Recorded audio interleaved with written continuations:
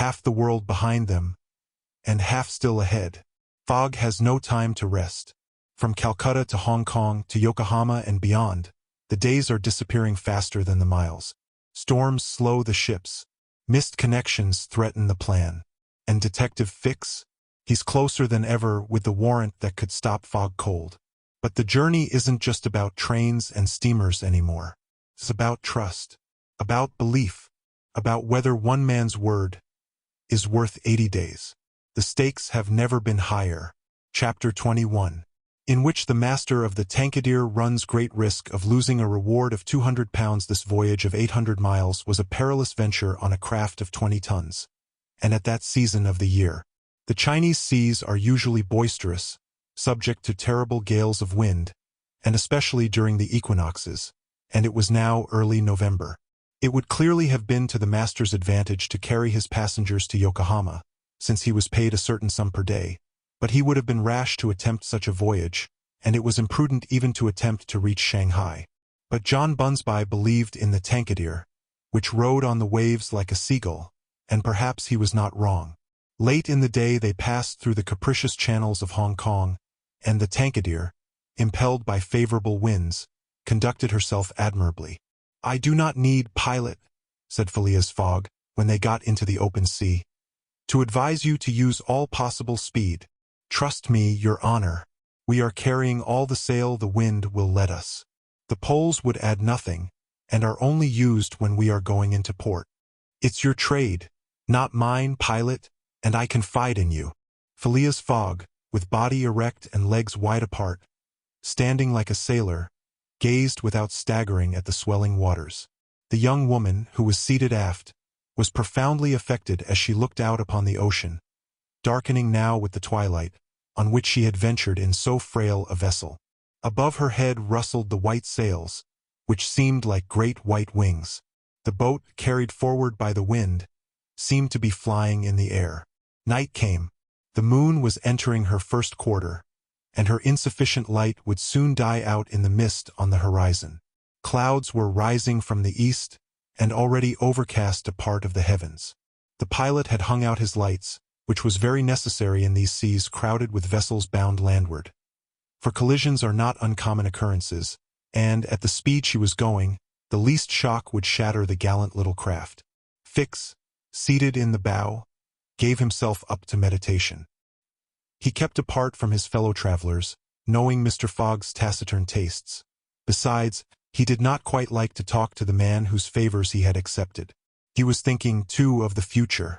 It seemed certain that Fogg would not stop at Yokohama, but would at once take the boat for San Francisco, and the vast extent of America would ensure him impunity and safety. Fogg's plan appeared to him the simplest in the world.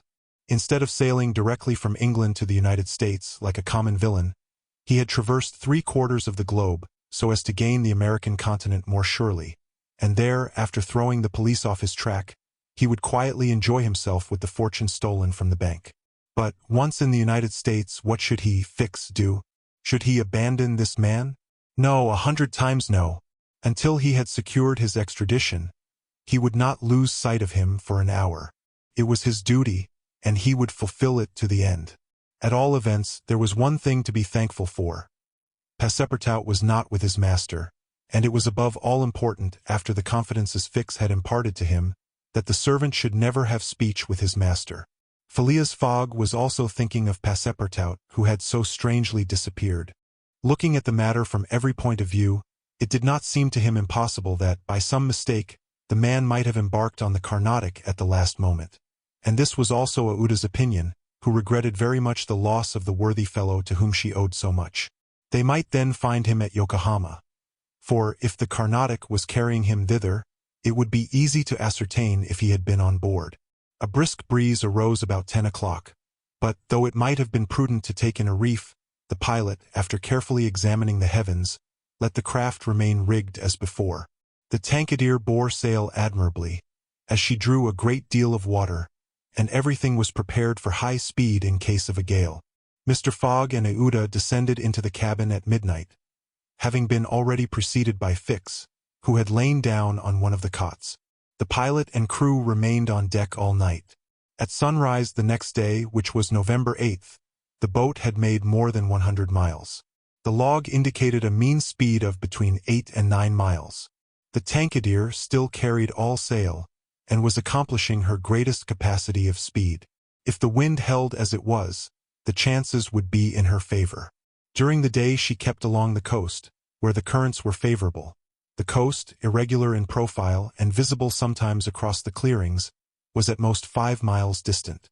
The sea was less boisterous since the wind came off land, a fortunate circumstance for the boat, which would suffer, owing to its small tonnage, by a heavy surge on the sea.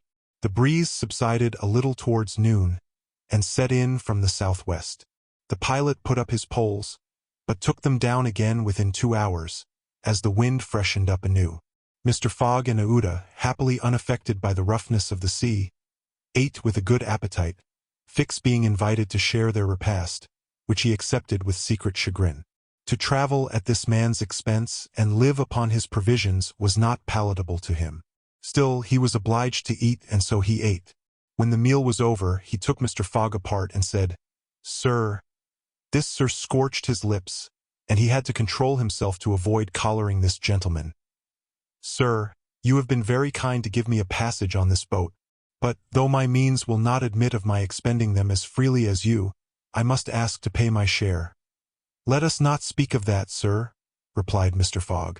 "But if I insist—" "No, sir," repeated Mr. Fogg, in a tone which did not admit of a reply. "This enters into my general expenses."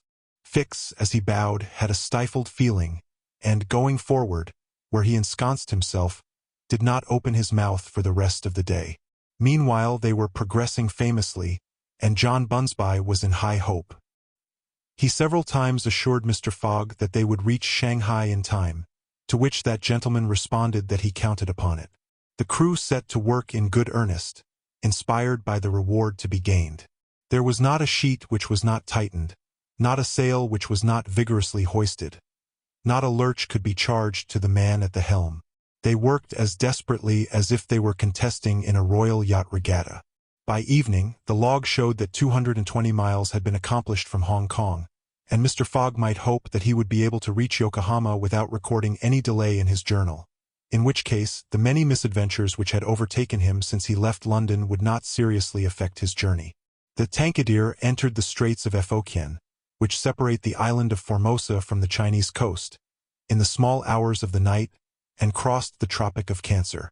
The sea was very rough in the straits, full of eddies formed by the countercurrents, and the chopping waves broke her course, whilst it became very difficult to stand on deck. At daybreak the wind began to blow hard again, and the heavens seemed to predict a gale. The barometer announced a speedy change, the mercury rising and falling capriciously. The sea also, in the southeast, raised long surges which indicated a tempest. The sun had set the evening before in a red mist, in the midst of the phosphorescent scintillations of the ocean. John Bunsby long examined the threatening aspect of the heavens, muttering indistinctly between his teeth. At last he said in a low voice to Mr. Fogg, "Shall I speak out to your honor?" "Of course." "Well, we are going to have a squall." "Is the wind north or south?" asked Mr. Fogg quietly. "South. Look, a typhoon is coming up." "Glad it's a typhoon from the south, for it will carry us forward." "Oh, if you take it that way," said John Bunsby, "I've nothing more to say." John Bunsby's suspicions were confirmed. At a less advanced season of the year the typhoon, according to a famous meteorologist, would have passed away like a luminous cascade of electric flame. But in the winter equinox it was to be feared that it would burst upon them with great violence. The pilot took his precautions in advance. He reefed all sail, the pole-masts were dispensed with. All hands went forward to the bows. A single triangular sail of strong canvas was hoisted as a storm-jib, so as to hold the wind from behind. Then they waited. John Bunsby had requested his passengers to go below. But this imprisonment in so narrow a space, with little air, and the boat bouncing in the gale, was far from pleasant. Neither Mr. Fogg, Fix, nor Aouda consented to leave the deck. The storm of rain and wind descended upon them towards 8 o'clock. With but its bit of sail, the Tankadere was lifted like a feather by a wind, an idea of whose violence can scarcely be given. To compare her speed to 4 times that of a locomotive going on full steam would be below the truth. The boat scud thus northward during the whole day, borne on by monstrous waves, preserving always, fortunately, a speed equal to theirs. 20 times she seemed almost to be submerged by these mountains of water which rose behind her. But the adroit management of the pilot saved her. The passengers were often bathed in spray, but they submitted to it philosophically. Fix cursed it, no doubt, but Aouda, with her eyes fastened upon her protector, whose coolness amazed her, showed herself worthy of him, and bravely weathered the storm. As for Phileas Fogg, it seemed just as if the typhoon were a part of his program. Up to this time the Tankadere had always held her course to the north, but towards evening the wind, veering 3/4, bore down from the northwest. The boat, now lying in the trough of the waves, shook and rolled terribly. The sea struck her with fearful violence. At night the tempest increased in violence. John Bunsby saw the approach of darkness and the rising of the storm with dark misgivings. He thought a while and then asked his crew if it was not time to slacken speed. After a consultation he approached Mr. Fogg and said, "I think, Your Honor, that we should do well to make for one of the ports on the coast." "I think so too." "Ah," said the pilot, "but which one?" "I know of but one," returned Mr. Fogg tranquilly, "and that is Shanghai." The pilot, at first, did not seem to comprehend. He could scarcely realize so much determination and tenacity. Then he cried, "Well, yes, Your Honor is right. To Shanghai." So the Tankadere kept steadily on her northward track. The night was really terrible. It would be a miracle if the craft did not founder. Twice it could have been all over with her if the crew had not been constantly on the watch. Aouda was exhausted, but did not utter a complaint. More than once Mr. Fogg rushed to protect her from the violence of the waves. Day reappeared. The tempest still raged with undiminished fury, but the wind now returned to the southeast. It was a favorable change, and the Tankadere again bounded forward on this mountainous sea, though the waves crossed each other and imparted shocks and countershocks which would have crushed a craft less solidly built.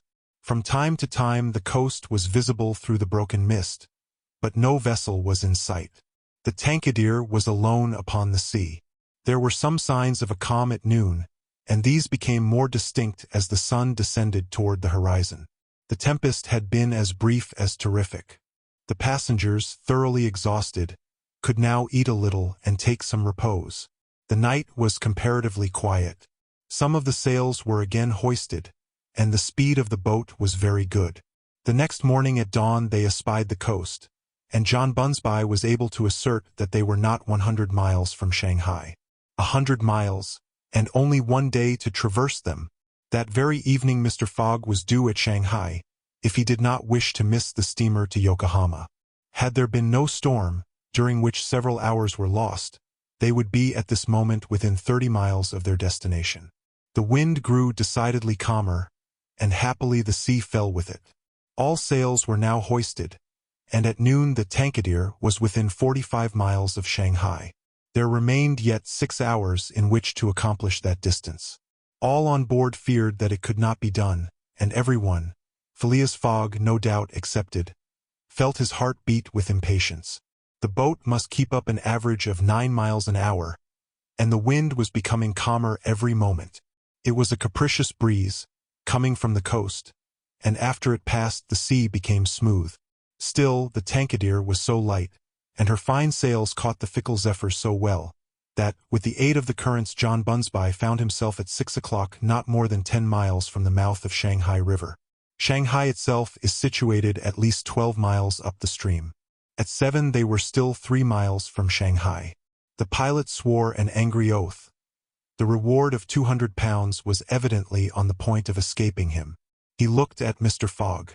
Mr. Fogg was perfectly tranquil, and yet his whole fortune was at this moment at stake. At this moment, also, a long black funnel, crowned with wreaths of smoke, appeared on the edge of the waters. It was the American steamer, leaving for Yokohama at the appointed time. "Confound her!" cried John Bunsby, pushing back the rudder with a desperate jerk. "Signal her!" said Phileas Fogg quietly. A small brass cannon stood on the forward deck of the Tankadier, for making signals in the fogs. It was loaded to the muzzle, but just as the pilot was about to apply a red-hot coal to the touch-hole, Mr. Fogg said, "Hoist your flag!" The flag was run up at half-mast, and, this being the signal of distress, it was hoped that the American steamer, perceiving it, would change her course a little so as to succor the pilot boat. "Fire!" said Mr. Fogg, and the booming of the little cannon resounded in the air. Chapter 22, in which Passepartout finds out that, even at the Antipodes, it is convenient to have some money in one's pocket. The Carnatic, setting sail from Hong Kong at 6:30 on the 7th of November, directed her course at full steam towards Japan. She carried a large cargo and a well-filled cabin of passengers.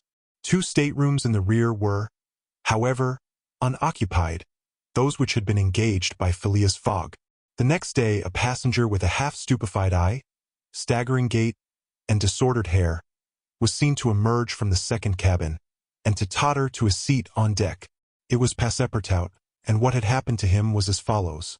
Shortly after Fix left the opium den, 2 waiters had lifted the unconscious Passepartout, and had carried him to the bed reserved for the smokers. 3 hours later, pursued even in his dreams by a fixed idea, the poor fellow awoke, and struggled against the stupefying influence of the narcotic. The thought of a duty unfulfilled shook off his torpor, and he hurried from the abode of drunkenness, staggering and holding himself up by keeping against the walls, falling down and creeping up again, and irresistibly impelled by a kind of instinct, he kept crying out, "The Carnatic! The Carnatic!" The steamer lay puffing alongside the quay, on the point of starting. Passepartout had but few steps to go, and, rushing upon the plank, he crossed it, and fell unconscious on the deck, just as the Carnatic was moving off. Several sailors, who were evidently accustomed to this sort of scene, carried the poor Frenchman down into the second cabin, and Passepartout did not wake until they were 150 miles away from China. Thus he found himself the next morning on the deck of the Carnatic, and eagerly inhaling the exhilarating sea breeze. The pure air sobered him. He began to collect his sense, which he found a difficult task, but at last he recalled the events of the evening before, Fix's revelation, and the opium house. "It is evident," said he to himself, "that I have been abominably drunk. What will Mr. Fogg say? At least I have not missed the steamer, which is the most important thing." Then, as Fix occurred to him, "As for that rascal, I hope we are well rid of him, and that he has not dared, as he proposed, to follow us on board the Carnatic. A detective on the track of Mr. Fogg, accused of robbing the Bank of England. Pshaw! Mr. Fogg is no more a robber than I am a murderer. Should he divulge Fix's real errand to his master? Would it do to tell the part the detective was playing? Would it not be better to wait until Mr. Fogg reached London again, and then impart to him that an agent of the Metropolitan Police had been following him round the world, and have a good laugh over it? No doubt, at least it was worth considering. The first thing to do was to find Mr. Fogg, and apologize for his singular behavior. Passepartout got up and proceeded, as well as he could with the rolling of the steamer, to the afterdeck. He saw no one who resembled either his master or Ouda. "Good," muttered he. "Ouda has not got up yet, and Mr. Fogg has probably found some partners at whist." He descended to the saloon. Mr. Fogg was not there. Passepartout had only, however, to ask the purser the number of his master's stateroom. The purser replied that he did not know any passenger by the name of Fogg. "I beg your pardon," said Passepartout persistently. "He is a tall gentleman, quiet, and not very talkative, and has with him a young lady." "There is no young lady on board," interrupted the purser. "Here is a list of the passengers. You may see for yourself." Passepartout scanned the list, but his master's name was not upon it. All at once an idea struck him. "Ah, am I on the Carnatic?" "Yes." "On the way to Yokohama?" "Certainly." Passepartout had for an instant feared that he was on the wrong boat. But, though he was really on the Carnatic, his master was not there. He fell thunderstruck on a seat. He saw it all now. He remembered that the time of sailing had been changed, that he should have informed his master of that fact, and that he had not done so. It was his fault, then, that Mr. Fogg and Aouda had missed the steamer. Yes, but it was still more the fault of the traitor who, in order to separate him from his master, and detain the latter at Hong Kong, had inveigled him into getting drunk. He now saw the detective's trick, and at this moment Mr. Fogg was certainly ruined, his bet was lost, and he himself perhaps arrested and imprisoned. At this thought Passepartout tore his hair. Ah! If Fix ever came within his reach, what a settling of accounts there would be. After his first depression, Passepartout became calmer, and began to study his situation. It was certainly not an enviable one. He found himself on the way to Japan, and what should he do when he got there? His pocket was empty. He had not a solitary shilling, not so much as a penny. His passage had fortunately been paid for in advance, and he had 5 or 6 days in which to decide upon his future course. He fell to at meals with an appetite, and ate for Mr. Fogg, Aouda, and himself. He helped himself as generously as if Japan were a desert, where nothing to eat was to be looked for. At dawn on the 13th, the Carnatic entered the port of Yokohama.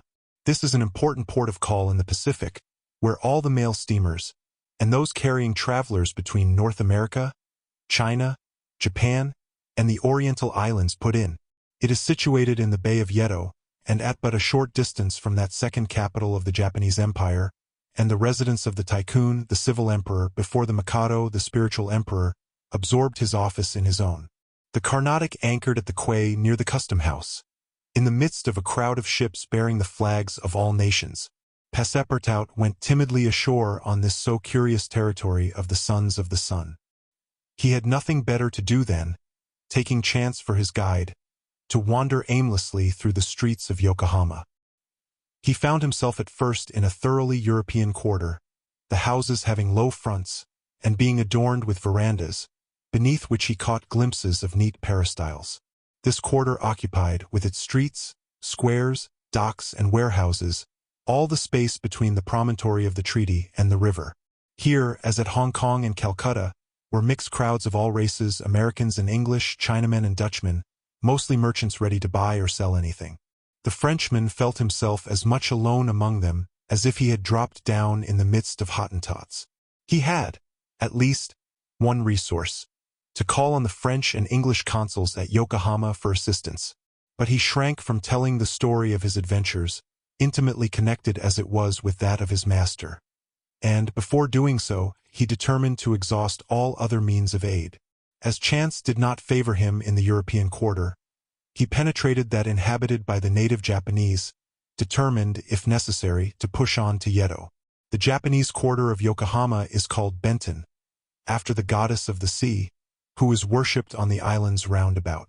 There Passepartout beheld beautiful fir and cedar groves, sacred gates of a singular architecture, bridges half hid in the midst of bamboos and reeds, temples shaded by immense cedar trees, holy retreats where were sheltered Buddhist priests and sectaries of Confucius, and interminable streets, where a perfect harvest of rose-tinted and red-cheeked children, who looked as if they had been cut out of Japanese screens, and who were playing in the midst of short-legged poodles and yellowish cats, might have been gathered. The streets were crowded with people. Priests were passing in processions, beating their dreary tambourines. Police and custom-house officers with pointed hats encrusted with lac and carrying 2 sabers hung to their waists. Soldiers, clad in blue cotton with white stripes and bearing guns.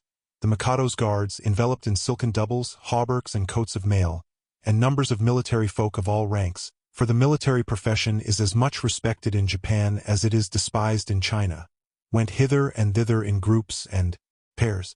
Passepartout saw, too, begging friars, long-robed pilgrims, and simple civilians, with their warped and jet-black hair, big heads, long busts, slender legs, short stature, and complexions varying from copper color to a dead white, but never yellow like the Chinese, from whom the Japanese widely differ.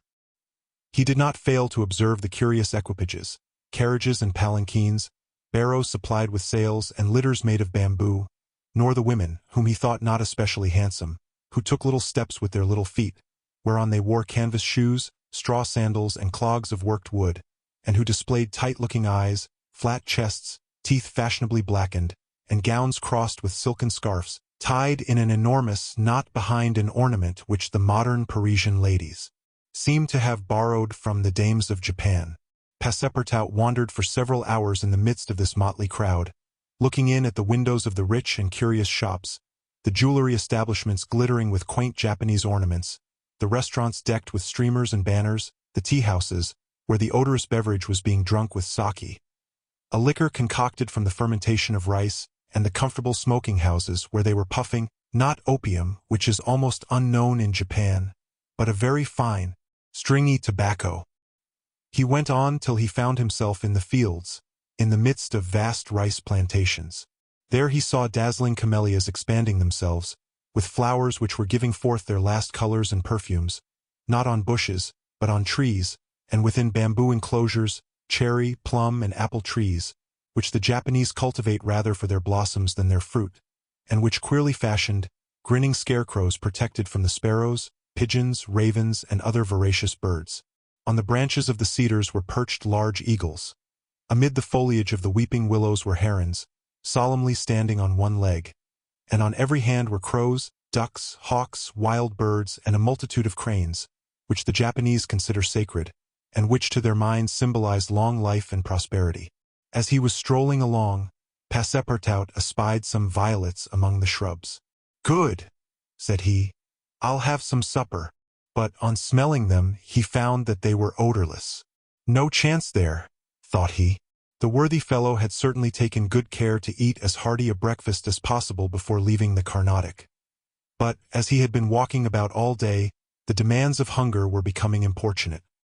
He observed that the butcher stalls contained neither mutton, goat, nor pork, and knowing also that it is a sacrilege to kill cattle which are preserved solely for farming, he made up his mind that meat was far from plentiful in Yokohama, nor was he mistaken, and in default of butcher's meat, he could have wished for a quarter of wild boar or deer, a partridge or some quails, some game or fish, which, with rice, the Japanese eat almost exclusively. But he found it necessary to keep up a stout heart, and to postpone the meal he craved till the following morning. Night came, and Passepartout re-entered the native quarter, where he wandered through the streets, lit by vari-colored lanterns, looking on at the dancers, who were executing skillful steps and boundings, and the astrologers who stood in the open air with their telescopes. Then he came to the harbor, which was lit up by the resin torches of the fishermen, who were fishing from their boats. The streets at last became quiet, and the patrol, the officers of which, in their splendid costumes, and surrounded by their suites, Passepartout thought seemed like ambassadors, succeeded the bustling crowd. Each time a company passed, Passepartout chuckled and said to himself, "Good! Another Japanese embassy departing for Europe." Chapter 23, in which Passepartout's nose becomes outrageously long. The next morning poor, jaded, famished Passepartout said to himself that he must get something to eat at all hazards, and the sooner he did so the better. He might, indeed, sell his watch, but he would have starved first. Now or never he must use the strong, if not melodious voice which nature had bestowed upon him. He knew several French and English songs, and resolved to try them upon the Japanese, who must be lovers of music, since they were forever pounding on their cymbals, tam-tams, and tambourines, and could not but appreciate European talent. It was, perhaps, rather early in the morning to get up a concert, and the audience, prematurely aroused from their slumbers, might not possibly pay their entertainer with coin bearing the Mikado's features. Passepartout therefore decided to wait several hours, and, as he was sauntering along, it occurred to him that he would seem rather too well dressed for a wandering artist. The idea struck him to change his garments for clothes more in harmony with his project, by which he might also get a little money to satisfy the immediate cravings of hunger. The resolution taken, it remained to carry it out. It was only after a long search that Passepartout discovered a native dealer in old clothes, to whom he applied for an exchange.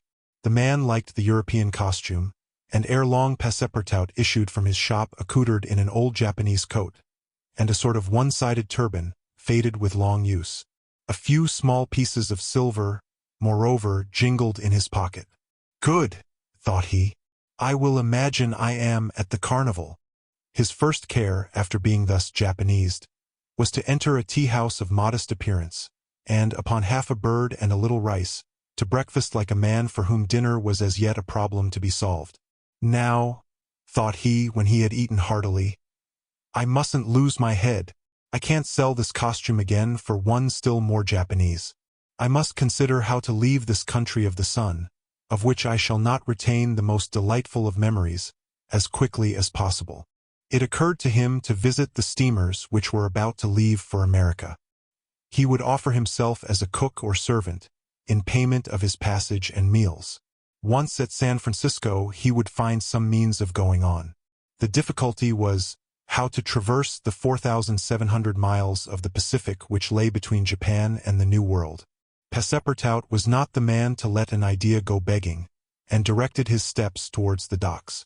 But, as he approached them, his project, which at first had seemed so simple, began to grow more and more formidable to his mind. What need would they have of a cook or servant on an American steamer, and what confidence would they put in him, dressed as he was? What references could he give? As he was reflecting in this wise, his eyes fell upon an immense placard which a sort of clown was carrying through the streets. This placard, which was in English, read as follows: Acrobatic Japanese Troupe, Honorable William Batulker, Proprietor, last representations, prior to their departure to the United States, of the Long Noses, under the direct patronage of the god Tingu. Great attraction. The United States, said Passepartout. That's just what I want. He followed the clown and soon found himself once more in the Japanese quarter. A quarter of an hour later he stopped before a large cabin, adorned with several clusters of streamers, the exterior walls of which were designed to represent, in violent colors and without perspective, a company of jugglers. This was the Honorable William Batulker's establishment. That gentleman was a sort of Barnum, the director of a troupe of mountebanks, jugglers, clowns, acrobats, equilibrists, and gymnasts, who, according to the placard, was giving his last performances before leaving the Empire of the Sun for the States of the Union. Passepartout entered and asked for Mr. Batulker, who straightway appeared in person. "What do you want?" said he to Passepartout, whom he at first took for a native. "Would you like a servant, sir?" asked Passepartout. "A servant!" cried Mr. Batulker, caressing the thick gray beard which hung from his chin. "I already have two who are obedient and faithful, have never left me, and serve me for their nourishment, and here they are," added he, holding out his two robust arms, furrowed with veins as large as the strings of a bass viol. "So I can be of no use to you?" "None." "The devil! I should so like to cross the Pacific with you." "Ah," said the Honorable Mr. Batulker, "you are no more a Japanese than I am a monkey. Who are you dressed up in that way?" "A man dresses as he can." "That's true. You are a Frenchman, aren't you?" "Yes, a Parisian of Paris." "Then you ought to know how to make grimaces?" "Why," replied Passepartout, a little vexed that his nationality should cause this question, "we Frenchmen know how to make grimaces, it is true, but not any better than the Americans do." "True. Well, if I can't take you as a servant, I can as a clown. You see, my friend, in France they exhibit foreign clowns, and in foreign parts French clowns." "Ah, you are pretty strong, eh? Especially after a good meal. And you can sing?" "Yes," returned Passepartout, who had formerly been wont to sing in the streets. "But can you sing standing on your head, with a top spinning on your left foot, and a saber balanced on your right?" "Humph! I think so," replied Passepartout, recalling the exercises of his younger days. "Well, that's enough," said the Honorable William Batulker. The engagement was concluded there and then. Passepartout had at last found something to do. He was engaged to act in the celebrated Japanese troupe. It was not a very dignified position, but within a week he would be on his way to San Francisco. The performance, so noisily announced by the Honorable Mr. Batulker, was to commence at 3 o'clock, and soon the deafening instruments of a Japanese orchestra resounded at the door. Passepartout, though he had not been able to study or rehearse a part, was designated to lend the aid of his sturdy shoulders in the great exhibition of the human pyramid, executed by the long noses of the god Tingu. This great attraction was to close the performance. Before 3 o'clock the large shed was invaded by the spectators, comprising Europeans and natives, Chinese and Japanese, men, women, and children, who precipitated themselves upon the narrow benches and into the boxes opposite the stage. The musicians took up a position inside and were vigorously performing on their gongs, tam-tams, flutes, bones, tambourines, and immense drums. The performance was much like all acrobatic displays, but it must be confessed that the Japanese are the first equilibrists in the world. One, with a fan and some bits of paper, performed the graceful trick of the butterflies and the flowers. Another traced in the air, with the odorous smoke of his pipe, a series of blue words, which composed a compliment to the audience, while a third juggled with some lighted candles, which he extinguished successively as they passed his lips, and relit again without interrupting for an instant his juggling. Another reproduced the most singular combinations with the spinning top. In his hands the revolving tops seemed to be animated with a life of their own in their interminable whirling. They ran over pipe stems, the edges of sabers, wires, and even hairs stretched across the stage. They turned around on the edges of large glasses, crossed bamboo ladders, dispersed into all the corners, and produced strange musical effects by the combination of their various pitches of tone. The jugglers tossed them in the air, threw them like shuttlecocks with wooden battledores, and yet they kept on spinning. They put them into their pockets, and took them out still whirling as before. It is useless to describe the astonishing performances of the acrobats and gymnasts. The turning on ladders, poles, balls, barrels, and was executed with wonderful precision. But the principal attraction was the exhibition of the long noses, a show to which Europe is as yet a stranger. The long noses form a peculiar company, under the direct patronage of the god Tengu. Attired after the fashion of the Middle Ages, they bore upon their shoulders a splendid pair of wings. But what especially distinguished them was the long noses which were fastened to their faces, and the uses which they made of them. These noses were made of bamboo, and were 5, 6, and even 10 feet long, some straight, others curved, some ribboned, and some having imitation warts upon them. It was upon these appendages, fixed tightly on their real noses, that they performed their gymnastic exercises. A dozen of these sectaries of Tengu lay flat upon their backs, while others, dressed to represent lightning rods, came and frolicked on their noses, jumping from one to another, and performing the most skillful leapings and somersaults. As a last scene, a human pyramid had been announced, in which 50 long noses were to represent the car of Juggernaut. But, instead of forming a pyramid by mounting each other's shoulders, the artists were to group themselves on top of the noses.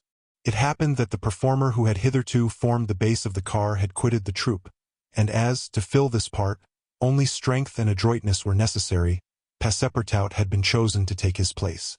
The poor fellow really felt sad when, melancholy reminiscence of his youth, he donned his costume, adorned with vari-colored wings, and fastened to his natural feature a false nose 6 feet long.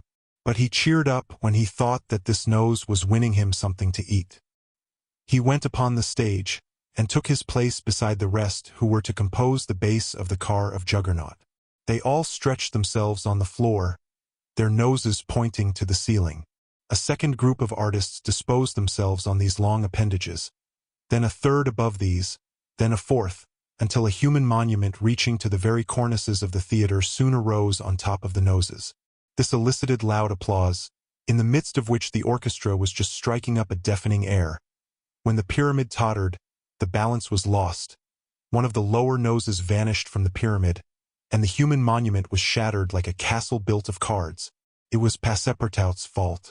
Abandoning his position, clearing the footlights without the aid of his wings, and clambering up to the right-hand gallery, he fell at the feet of one of the spectators, crying, "Ah, my master! My master! You here! Myself! Very well. Then let us go to the steamer, young man." Mr. Fogg, Aouda, and Passepartout passed through the lobby of the theater to the outside, where they encountered the Honorable Mr. Batulcar, furious with rage. He demanded damages for the breakage of the pyramid, and Phileas Fogg appeased him by giving him a handful of banknotes. At 6:30, the very hour of departure, Mr. Fogg and Aouda, followed by Passepartout, who in his hurry had retained his wings, and nose 6 feet long, stepped upon the American steamer. Chapter 24. during which Mr. Fogg and party crossed the Pacific Ocean. What happened when the pilot boat came in sight of Shanghai will be easily guessed. The signals made by the tankadier had been seen by the captain of the Yokohama steamer, who, espying the flag at half-mast, had directed his course towards the little craft. Phileas Fogg, after paying the stipulated price of his passage to John Busby, and rewarding that worthy with the additional sum of £550, ascended the steamer with Aouda and Fix, and they started at once for Nagasaki and Yokohama. They reached their destination on the morning of the 14th of November. Phileas Fogg lost no time in going on board the Carnatic, where he learned, to Aouda's great delight, and perhaps to his own, though he betrayed no emotion, that Passepartout, a Frenchman, had really arrived on her the day before. The San Francisco steamer was announced to leave that very evening, and it became necessary to find Passepartout, if possible, without delay. Mr. Fogg applied in vain to the French and English consuls, and, after wandering through the streets a long time, began to despair of finding his missing servant. Chance, or perhaps a kind of presentiment, at last led him into the Honorable Mr. Batulcar's theatre. He certainly would not have recognized Passepartout in the eccentric mountebank's costume, but the latter, lying on his back, perceived his master in the gallery. He could not help starting, which so changed the position of his nose as to bring the pyramid pell-mell upon the stage. All this Passepartout learned from Aouda, who recounted to him what had taken place on the voyage from Hong Kong to Shanghai on the tankadier, in company with one Mr. Fix. Passepartout did not change countenance on hearing this name. He thought that the time had not yet arrived to divulge to his master what had taken place between the detective and himself, and, in the account he gave of his absence, he simply excused himself for having been overtaken by drunkenness, in smoking opium at a tavern in Hong Kong. Mr. Fogg heard this narrative coldly, without a word, and then furnished his man with funds necessary to obtain clothing more in harmony with his position. Within an hour the Frenchman had cut off his nose and parted with his wings, and retained nothing about him which recalled the sectary of the god Tengu. The steamer which was about to depart from Yokohama to San Francisco belonged to the Pacific Mail Steamship Company, and was named the General Grant. She was a large paddle-wheel steamer of 2,500 tons, well equipped and very fast. The massive walking beam rose and fell above the deck. At one end a piston rod worked up and down, and at the other was a connecting rod which, in changing the rectilinear motion to a circular one, was directly connected with the shaft of the paddles. The General Grant was rigged with 3 masts, giving a large capacity for sails, and thus materially aiding the steam power. By making 12 miles an hour, she would cross the ocean in 21 days. Phileas Fogg was therefore justified in hoping that he would reach San Francisco by the 2nd of December, New York by the 11th, and London on the 20th, thus gaining several hours on the fatal date of the 21st of December. There was a full complement of passengers on board, among them English, many Americans, a large number of coolies on their way to California, and several East Indian officers who were spending their vacation in making the tour of the world. Nothing of moment happened on the voyage. The steamer, sustained on its large paddles, rolled but little, and the Pacific almost justified its name. Mr. Fogg was as calm and taciturn as ever. His young companion felt herself more and more attached to him by other ties than gratitude. His silent but generous nature impressed her more than she thought, and it was almost unconsciously that she yielded to emotions which did not seem to have the least effect upon her protector. Aouda took the keenest interest in his plans, and became impatient at any incident which seemed likely to retard his journey. She often chatted with Passepartout, who did not fail to perceive the state of the lady's heart, and, being the most faithful of domestics, he never exhausted his eulogies of Phileas Fogg's honesty, generosity, and devotion. He took pains to calm Aouda's doubts of a successful termination of the journey, telling her that the most difficult part of it had passed, that now they were beyond the fantastic countries of Japan and China, and were fairly on their way to civilized places again.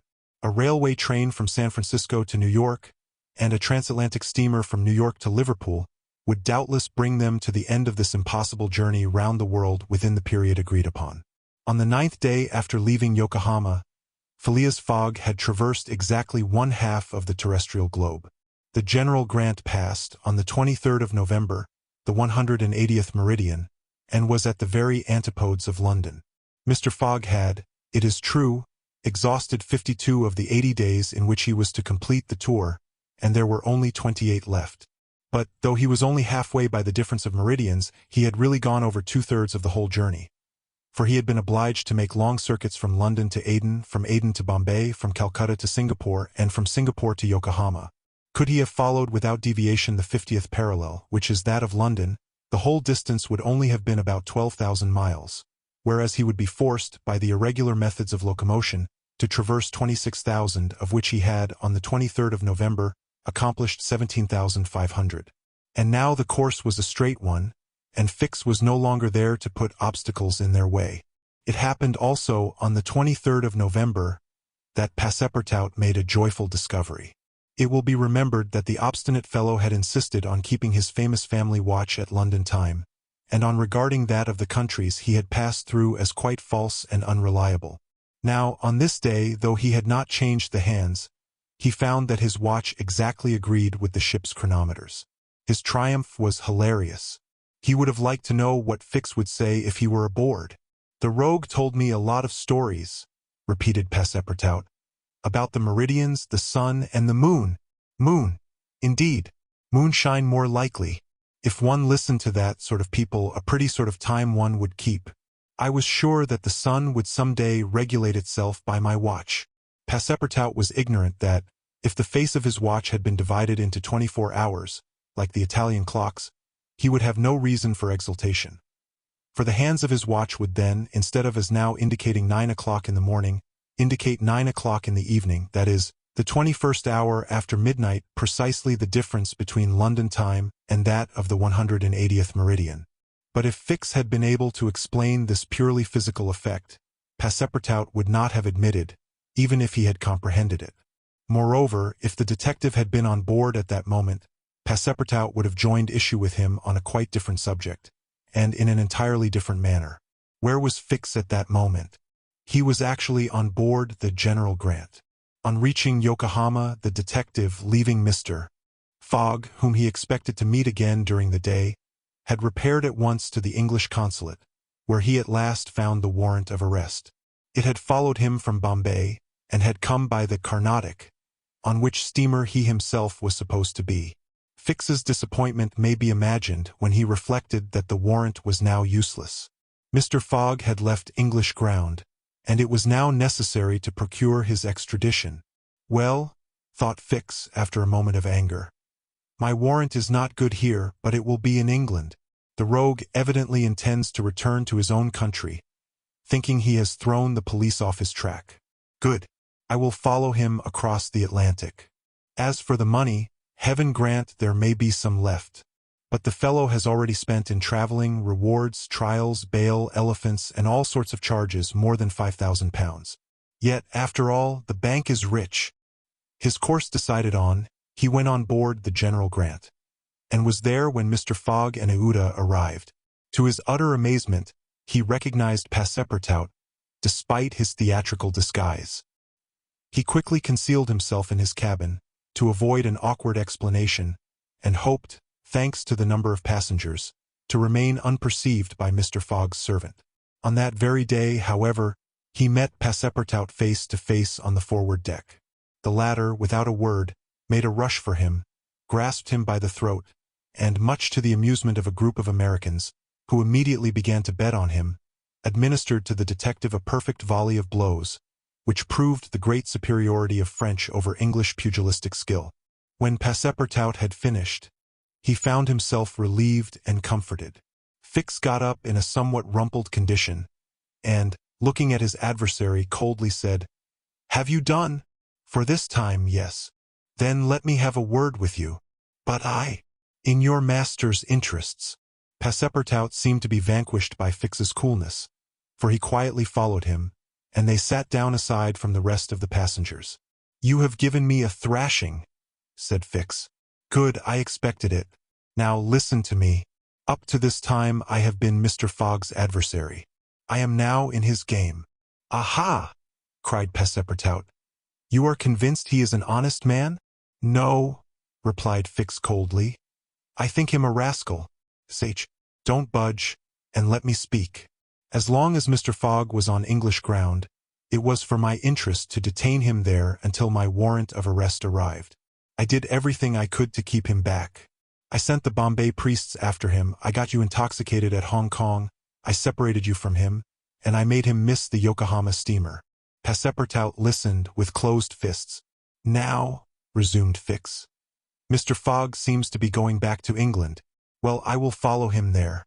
But hereafter I will do as much to keep obstacles out of his way as I have done up to this time to put them in his path. I've changed my game, you see, and simply because it was for my interest to change it. Your interest is the same as mine, for it is only in England that you will ascertain whether you are in the service of a criminal or an honest man. Passepartout listened very attentively to Fix, and was convinced that he spoke with entire good faith. "Are we friends?" asked the detective.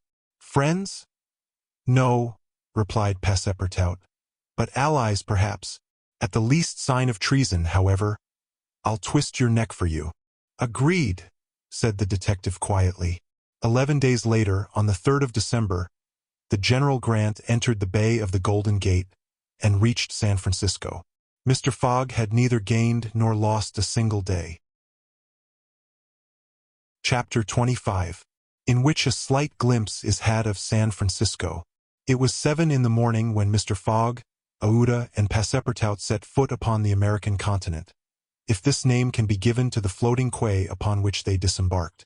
These quays, rising and falling with the tide, thus facilitate the loading and unloading of vessels. Alongside them were clippers of all sizes, steamers of all nationalities, and the steamboats, with several decks rising one above the other, which ply on the Sacramento and its tributaries. There were also heaped up the products of a commerce which extends to Mexico, Chile, Peru, Brazil, Europe, Asia, and all the Pacific Islands. Passepartout, in his joy on reaching at last the American continent, thought he would manifest it by executing a perilous vault in fine style. But, tumbling upon some worm-eaten planks, he fell through them. Put out of countenance by the manner in which he thus set foot upon the New World, he uttered a loud cry, which so frightened the innumerable cormorants and pelicans that are always perched upon these movable quays, that they flew noisily away. Mr. Fogg, on reaching shore, proceeded to find out at what hour the first train left for New York, and learned that this was at 6 o'clock p.m. He had, therefore, an entire day to spend in the Californian capital.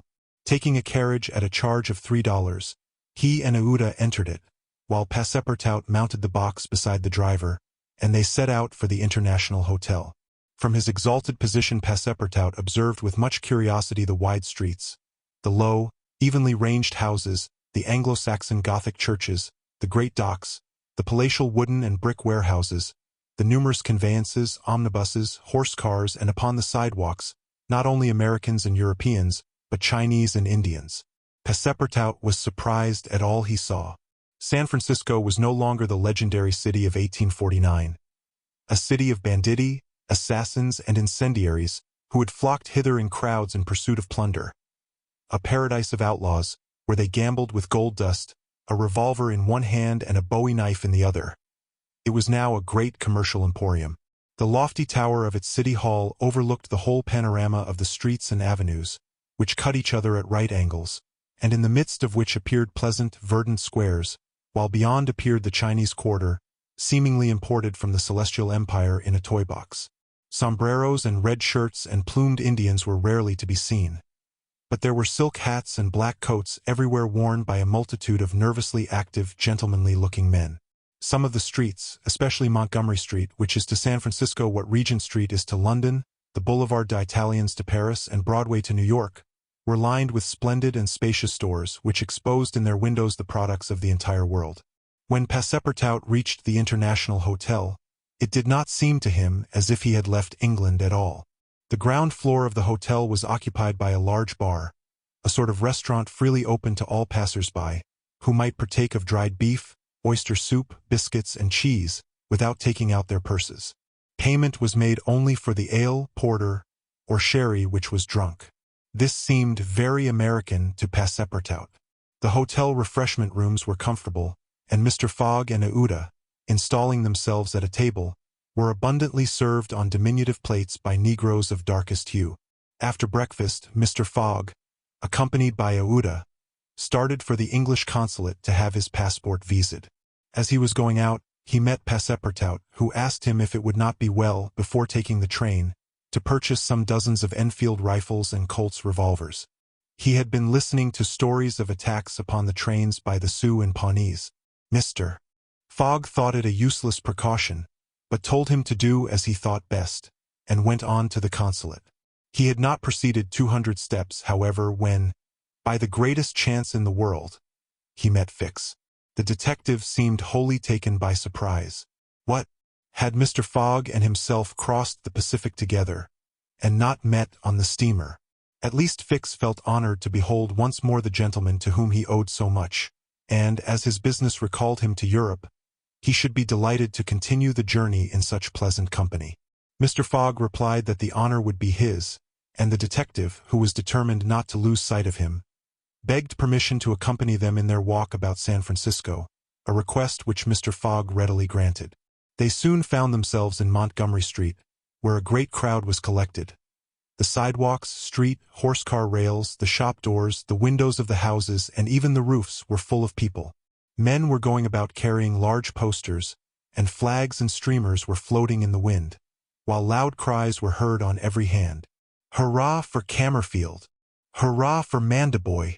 It was a political meeting, at least so Fix conjectured, who said to Mr. Fogg, "Perhaps we had better not mingle with the crowd. There may be danger in it." "Yes," returned Mr. Fogg, "and blows, even if they are political, are still blows." Fix smiled at this remark, and, in order to be able to see without being jostled about, the party took up a position on the top of a flight of steps situated at the upper end of Montgomery Street. Opposite them, on the other side of the street, between a coal wharf and a petroleum warehouse, a large platform had been erected in the open air, towards which the current of the crowd seemed to be directed. For what purpose was this meeting? What was the occasion of this excited assemblage? Phileas Fogg could not imagine. Was it to nominate some high official, a governor or member of Congress? It was not improbable, so agitated was the multitude before them. Just at this moment there was an unusual stir in the human mass. All the hands were raised in the air. Some, tightly closed, seemed to disappear suddenly in the midst of the cries, an energetic way, no doubt, of casting a vote. The crowd swayed back, the banners and flags wavered, disappeared an instant, then reappeared in tatters. The undulations of the human surge reached the steps, while all the heads floundered on the surface like a sea agitated by a squall. Many of the black hats disappeared, and the greater part of the crowd seemed to have diminished in height. "It is evidently a meeting," said Fix, "and its object must be an exciting one. I should not wonder if it were about the Alabama, despite the fact that that question is settled." "Perhaps," replied Mr. Fogg simply. "At least, there are two champions in presence of each other, the Honorable Mr. Camerfield and the Honorable Mr. Mandaboy." Aouda, leaning upon Mr. Fogg's arm, observed the tumultuous scene with surprise, while Fix asked a man near him what the cause of it all was. Before the man could reply, a fresh agitation arose. Hurrahs and excited shouts were heard. The staffs of the banners began to be used as offensive weapons, and fists flew about in every direction. Thumps were exchanged from the tops of the carriages and omnibuses which had been blocked up in the crowd. Boots and shoes went whirling through the air, and Mr. Fogg thought he even heard the crack of revolvers mingling in the din. The rout approached the stairway and flowed over the lower step. One of the parties had evidently been repulsed, but the mere lookers-on could not tell whether Mandaboy or Camerfield had gained the upper hand. "It would be prudent for us to retire," said Fix, who was anxious that Mr. Fogg should not receive any injury, at least until they got back to London. "If there is any question about England in all this, and we were recognized, I fear it would go hard with us." "An English subject," began Mr. Fogg. He did not finish his sentence, for a terrific hubbub now arose on the terrace behind the flight of steps where they stood, and there were frantic shouts of, "Hurrah for Mandaboy! Hip, hip, hurrah!" It was a band of voters coming to the rescue of their allies and taking the Camerfield forces in flank. Mr. Fogg, Aouda, and Fix found themselves between two fires. It was too late to escape.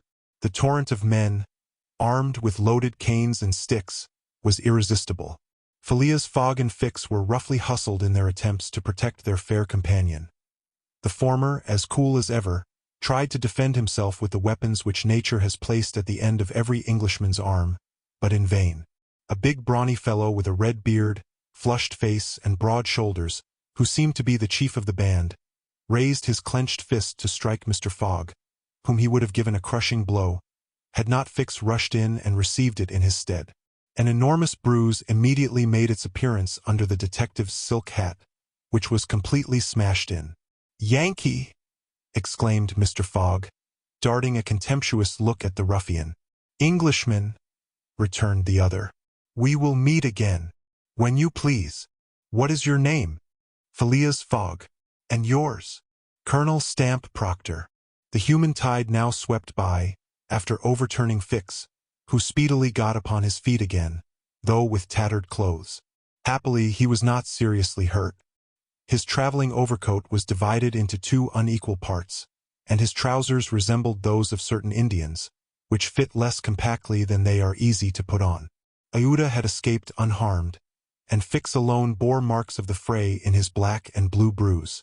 "Thanks," said Mr. Fogg to the detective, as soon as they were out of the crowd. "No thanks are necessary," replied Fix. "But let us go." "Where?"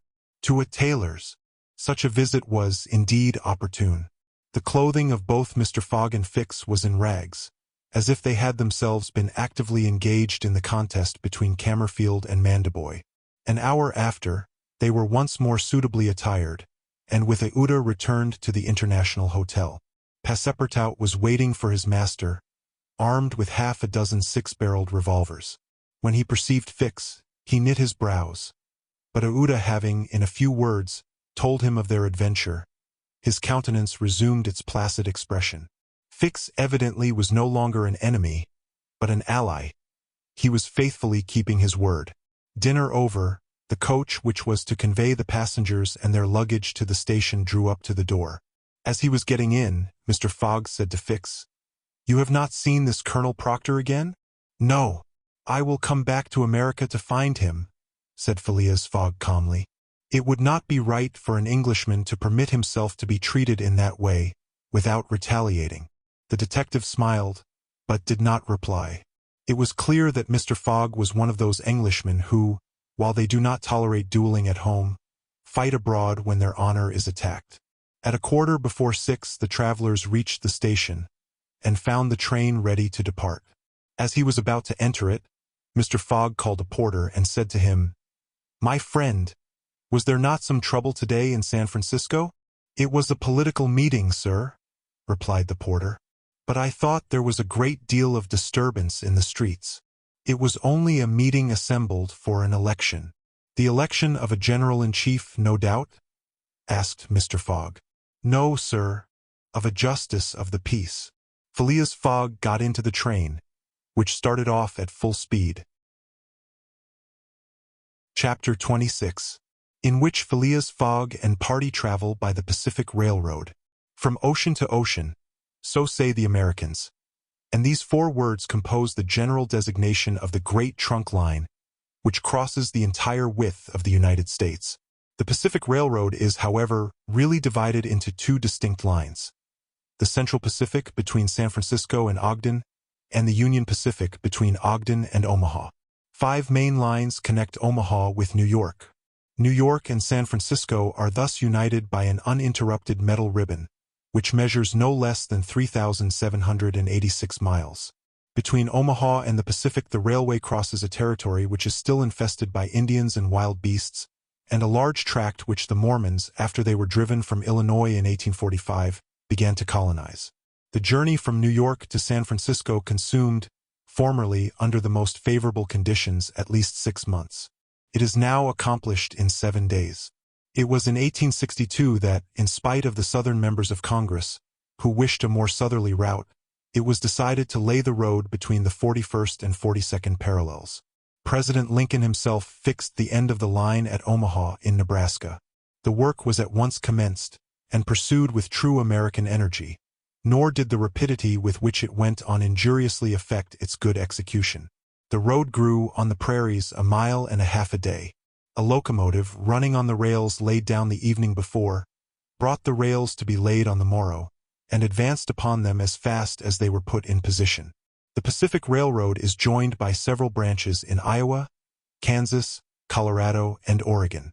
On leaving Omaha, it passes along the left bank of the Platte River as far as the junction of its northern branch, follows its southern branch, crosses the Laramie Territory and the Wasatch Mountains, turns the Great Salt Lake and reaches Salt Lake City, the Mormon capital, plunges into the Tooele Valley, across the American Desert, Cedar and Humboldt Mountains, the Sierra Nevada, and descends via Sacramento to the Pacific, its grade, even on the Rocky Mountains, never exceeding 112 feet to the mile.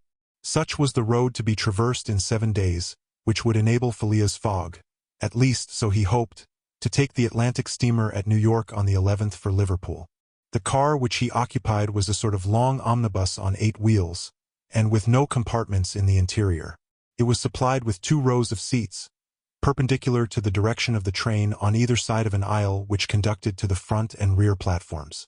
These platforms were found throughout the train, and the passengers were able to pass from one end of the train to the other. It was supplied with saloon cars, balcony cars, restaurants, and smoking cars. Theater cars alone were wanting, and they will have these someday. Book and news dealers, sellers of edibles, drinkables, and cigars, who seemed to have plenty of customers, were continually circulating in the aisles. The train left Oakland Station at 6 o'clock. It was already night, cold and cheerless, the heavens being overcast with clouds which seemed to threaten snow. The train did not proceed rapidly. Counting the stoppages, it did not run more than 20 miles an hour, which was a sufficient speed, however, to enable it to reach Omaha within its designated time. There was but little conversation in the car, and soon many of the passengers were overcome with sleep. Passepartout found himself beside the detective, but he did not talk to him. After recent events, their relations with each other had grown somewhat cold. There could no longer be mutual sympathy or intimacy between them. Fix's manner had not changed, but Passepartout was very reserved, and ready to strangle his former friend on the slightest provocation. Snow began to fall an hour after they started, a fine snow, however, which happily could not obstruct the train. Nothing could be seen from the windows but a vast, white sheet, against which the smoke of the locomotive had a grayish aspect. At 8 o'clock a steward entered the car and announced that the time for going to bed had arrived, and in a few minutes the car was transformed into a dormitory. The backs of the seats were thrown back, bedsteads carefully packed were rolled out by an ingenious system, berths were suddenly improvised, and each traveler had soon at his disposition a comfortable bed, protected from curious eyes by thick curtains. The sheets were clean and the pillows soft. It only remained to go to bed and sleep, which everybody did, while the train sped on across the state of California. The country between San Francisco and Sacramento is not very hilly. The Central Pacific, taking Sacramento for its starting point, extends eastward to meet the road from Omaha. The line from San Francisco to Sacramento runs in a northeasterly direction, along the American River, which empties into San Pablo Bay. The 120 miles between these cities were accomplished in 6 hours, and towards midnight, while fast asleep, the travelers passed through Sacramento, so that they saw nothing of that important place, the seat of the state government, with its fine quays, its broad streets, its noble hotels, squares, and churches. The train, on leaving Sacramento and passing the Junction, Rocklin, Auburn, and Colfax, entered the range of the Sierra Nevada. Cisco was reached at 7 in the morning, and an hour later the dormitory was transformed into an ordinary car, and the travelers could observe the picturesque beauties of the mountain region through which they were steaming. The railway track wound in and out among the passes, now approaching the mountainsides, now suspended over precipices, avoiding abrupt angles by bold curves, plunging into narrow defile, which seemed to have no outlet. The locomotive, its great funnel emitting a weird light, with its sharp bell, and its cowcatcher extended like a spur, mingled its shrieks and bellowings with the noise of torrents and cascades, and twined its smoke among the branches of the gigantic pines. There were few or no bridges or tunnels on the route. The railway turned around the sides of the mountains, and did not attempt to violate nature by taking the shortest cut from one point to another. The train entered the state of Nevada through the Carson Valley about 9 o'clock, going always northeasterly, and at midday reached Reno, where there was a delay of 20 minutes for breakfast. From this point the road, running along Humboldt River, passed northward for several miles by its banks. Then it turned eastward and kept by the river until it reached the Humboldt Range, nearly at the extreme eastern limit of Nevada. Having breakfasted, Mr. Fogg and his companions resumed their places in the car, and observed the varied landscape which unfolded itself as they passed along the vast prairies, the mountains lining the horizon, and the creeks with their frothy, foaming streams. Sometimes a great herd of buffaloes, massing together in the distance, seemed like a movable dam. These innumerable multitudes of ruminating beasts often form an insurmountable obstacle to the passage of the trains. Thousands of them have been seen passing over the track for hours together, in compact ranks. The locomotive is then forced to stop and wait till the road is once more clear. This happened, indeed, to the train in which Mr. Fogg was traveling. About 12 o'clock a troop of 10 or 12,000 head of buffalo encumbered the track. The locomotive, slackening its speed, tried to clear the way with its cowcatcher, but the mass of animals was too great. The buffaloes marched along with a tranquil gait, uttering now and then deafening bellowings. There was no use of interrupting them, for, having taken a particular direction, nothing can moderate and change their course. It is a torrent of living flesh which no dam could contain. The travelers gazed on this curious spectacle from the platforms. But Phileas Fogg, who had the most reason of all to be in a hurry, remained in his seat, and waited philosophically until it should please the buffaloes to get out of the way. Passepartout was furious at the delay they occasioned, and longed to discharge his arsenal of revolvers upon them. "What a country!" cried he. "Mere cattle stop the trains and go by in a procession, just as if they were not impeding travel. Parbleu! I should like to know if Mr. Fogg foresaw this mishap in his program. And here's an engineer who doesn't dare to run the locomotive into this herd of beasts." The engineer did not try to overcome the obstacle, and he was wise. He would have crushed the first buffaloes, no doubt, with the cowcatcher. But the locomotive, however powerful, would soon have been checked. The train would inevitably have been thrown off the track, and would then have been helpless. The best course was to wait patiently, and regain the lost time by greater speed when the obstacle was removed. The procession of buffaloes lasted 3 full hours, and it was night before the track was clear. The last ranks of the herd were now passing over the rails, while the first had already disappeared below the southern horizon. It was 8 o'clock when the train passed through the defile of the Humboldt Range, and 9:30 when it penetrated Utah, the region of the Great Salt Lake, the singular colony of the Mormons. Chapter 27, in which Passepartout undergoes, at a speed of 20 miles an hour, a course of Mormon history. During the night of the 5th of December, the train ran southeasterly for about 50 miles, then rose an equal distance in a northeasterly direction, towards the Great Salt Lake. Passepartout, about 9 o'clock, went out upon the platform to take the air. The weather was cold, the heavens gray, but it was not snowing. The sun's disk, enlarged by the mist, seemed an enormous ring of gold, and Passepartout was amusing himself by calculating its value in pounds sterling, when he was diverted from this interesting study by a strange-looking personage who made his appearance on the platform. This personage, who had taken the train at Elko, was tall and dark, with black mustache, black stockings, a black silk hat, a black waistcoat, black trousers, a white cravat, and dogskin gloves. He might have been taken for a clergyman. He went from one end of the train to the other, and affixed to the door of each car a notice written in manuscript.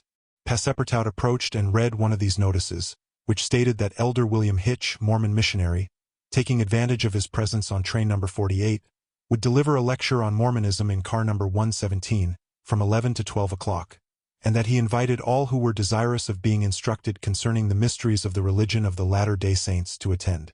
"I'll go," said Passepartout to himself. He knew nothing of Mormonism except the custom of polygamy, which is its foundation. The news quickly spread through the train, which contained about 100 passengers, 30 of whom, at most, attracted by the notice, ensconced themselves in car number 117. Passepartout took one of the front seats. Neither Mr. Fogg nor Fix cared to attend. At the appointed hour Elder William Hitch rose, and, in an irritated voice, as if he had already been contradicted, said, "I tell you that Joe Smith is a martyr, that his brother Hiram is a martyr, and that the persecutions of the United States government against the prophets will also make a martyr of Brigham Young. Who dares to say the contrary? No one ventured to gainsay the missionary, whose excited tone contrasted curiously with his naturally calm visage.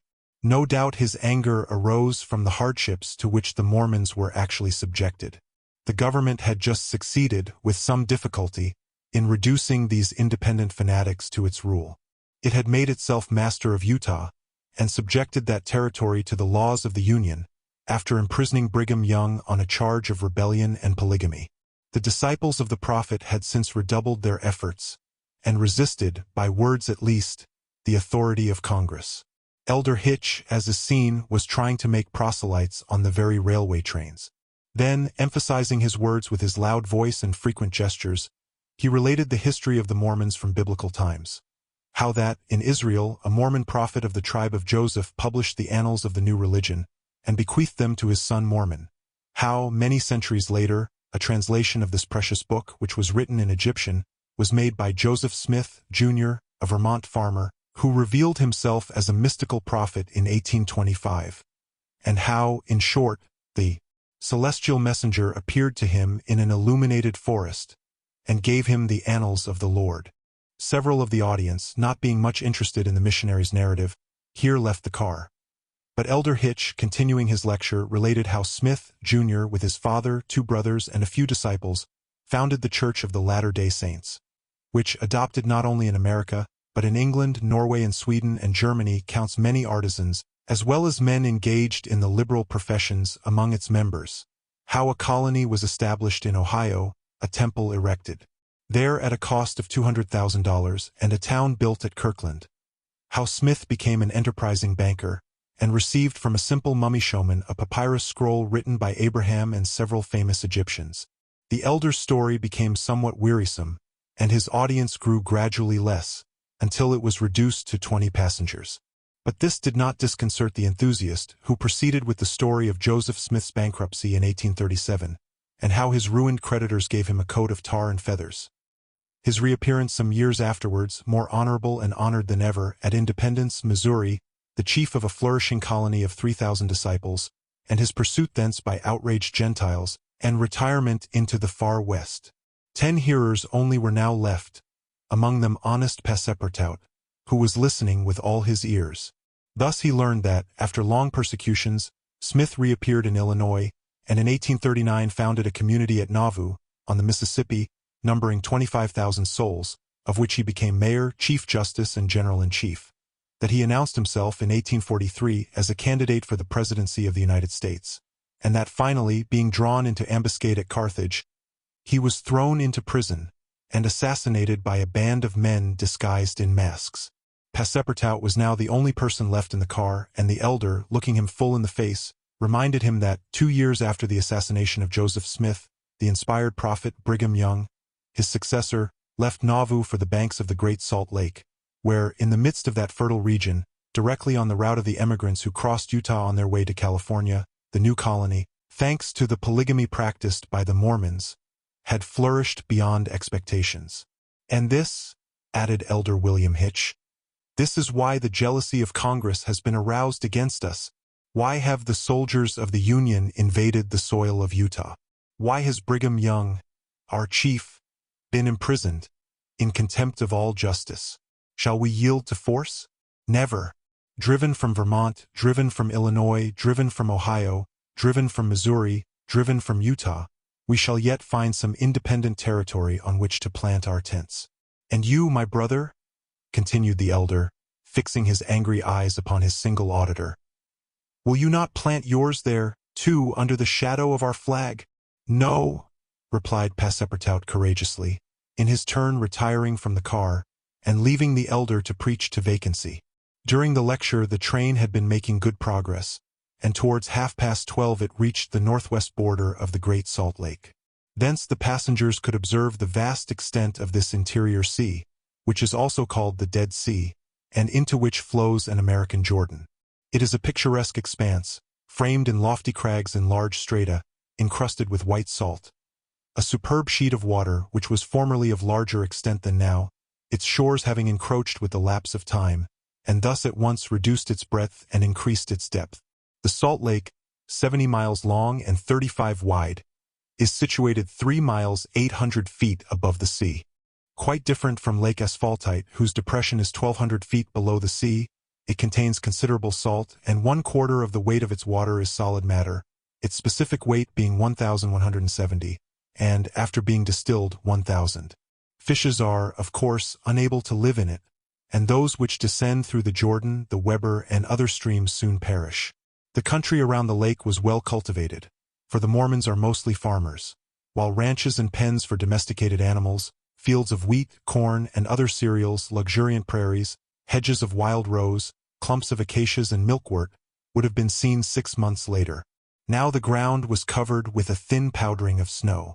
The train reached Ogden at 2 o'clock, where it rested for 6 hours. Mr. Fogg and his party had time to pay a visit to Salt Lake City, connected with Ogden by a branch road, and they spent 2 hours in this strikingly American town, built on the pattern of other cities of the Union like a checkerboard, with the somber sadness of right angles, as Victor Hugo expresses it. The founder of the City of the Saints could not escape from the taste for symmetry which distinguishes the Anglo-Saxons. In this strange country, where the people are certainly not up to the level of their institutions, everything is done squarely. Cities, houses, and follies. The travelers, then, were promenading at 3 o'clock about the streets of the town built between the banks of the Jordan and the spurs of the Wasatch Range. They saw few or no churches, but the prophet's mansion, the courthouse, and the arsenal, blue brick houses with verandas and porches, surrounded by gardens bordered with acacias, palms, and locusts. A clay and pebble wall, built in 1853, surrounded the town, and in the principal street were the market and several hotels adorned with pavilions. The place did not seem thickly populated. The streets were almost deserted, except in the vicinity of the temple, which they only reached after having traversed several quarters surrounded by palisades. There were many women, which was easily accounted for by the peculiar institution of the Mormons. But it must not be supposed that all the Mormons are polygamists. They are free to marry or not, as they please. But it is worth noting that it is mainly the female citizens of Utah who are anxious to marry, as, according to the Mormon religion, maiden ladies are not admitted to the possession of its highest joys. These poor creatures seem to be neither well off nor happy. Some, the more well-to-do, no doubt, wore short, open, black silk dresses under a hood or modest shawl. Others were habited in Indian fashion. Passepartout could not behold without a certain fright these women, charged, in groups, with conferring happiness on a single Mormon. His common sense pitted, above all, the husband. It seemed to him a terrible thing to have to guide so many wives at once across the vicissitudes of life, and to conduct them, as it were, in a body to the Mormon paradise with the prospect of seeing them in the company of the glorious Smith, who doubtless was the chief ornament of that delightful place, to all eternity. He felt decidedly repelled from such a vocation, and he imagined, perhaps he was mistaken, that the fair ones of Salt Lake City cast rather alarming glances on his person. Happily, his stay there was but brief. At 4 the party found themselves again at the station, took their places in the train, and the whistle sounded for starting. Just at the moment, however, that the locomotive wheels began to move, cries of "Stop! Stop!" were heard. Trains, like time and tide, stop for no one. The gentleman who uttered the cries was evidently a belated Mormon. He was breathless with running. Happily for him, the station had neither gates nor barriers. He rushed along the track, jumped on the rear platform of the train, and fell, exhausted, into one of the seats. Passepartout, who had been anxiously watching this amateur gymnast, approached him with lively interest, and learned that he had taken flight after an unpleasant domestic scene. When the Mormon had recovered his breath, Passepartout ventured to ask him politely how many wives he had, for, from the manner in which he had decamped, it might be thought that he had 20 at least. "One, sir," replied the Mormon, raising his arms heavenward. "One, and that was enough." Chapter 28, in which Passepartout does not succeed in making anybody listen to reason. The train, on leaving Great Salt Lake at Ogden, passed northward for an hour as far as Weber River, having completed nearly 900 miles from San Francisco. From this point, it took an easterly direction towards the jagged Wasatch Mountains. It was in the section included between this range and the Rocky Mountains that the American engineers found the most formidable difficulties in laying the road, and that the government granted a subsidy of $48,000 per mile, instead of $16,000 allowed for the work done on the plains. But the engineers, instead of violating nature, avoided its difficulties by winding around instead of penetrating the rocks. One tunnel, only 14,000 feet in length, was pierced in order to arrive at the Great Basin. The track up to this time had reached its highest elevation at the Great Salt Lake. From this point it described a long curve, descending towards Bitter Creek Valley, to rise again to the dividing ridge of the waters between the Atlantic and the Pacific. There were many creeks in this mountainous region, and it was necessary to cross Muddy Creek, Green Creek, and others upon culverts. Passepartout grew more and more impatient as they went on, while Fix longed to get out of this difficult region, and was more anxious than Phileas Fogg himself to be beyond the danger of delays and accidents, and set foot on English soil. At 10 o'clock at night, the train stopped at Fort Bridger Station, and 20 minutes later entered Wyoming territory, following the valley of Bitter Creek throughout. The next day, December 7th, they stopped for a quarter of an hour at Green River Station. Snow had fallen abundantly during the night, but, being mixed with rain, it had half melted, and did not interrupt their progress. The bad weather, however, annoyed Passepartout, for the accumulation of snow, by blocking the wheels of the cars, would certainly have been fatal to Mr. Fogg's tour. "What an idea," he said to himself. "Why did my master make this journey in winter? Couldn't he have waited for the good season to increase his chances?" While the worthy Frenchman was absorbed in the state of the sky and the depression of the temperature, Aouda was experiencing fears from a totally different cause.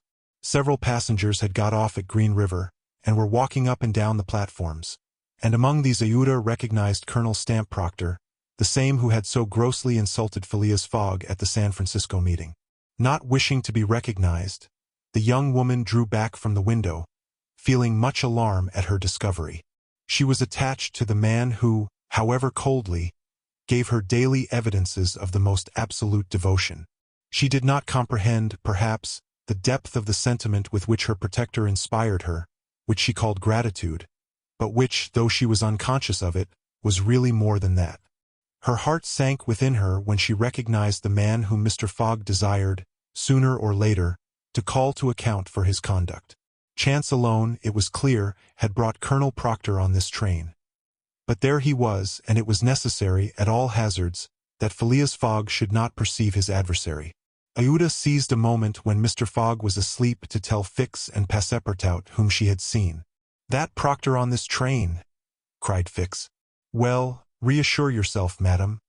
Before he settles with Mr. Fogg, he has got to deal with me. It seems to me that I was the more insulted of the two. And, besides," added Passepartout, "I'll take charge of him, colonel as he is."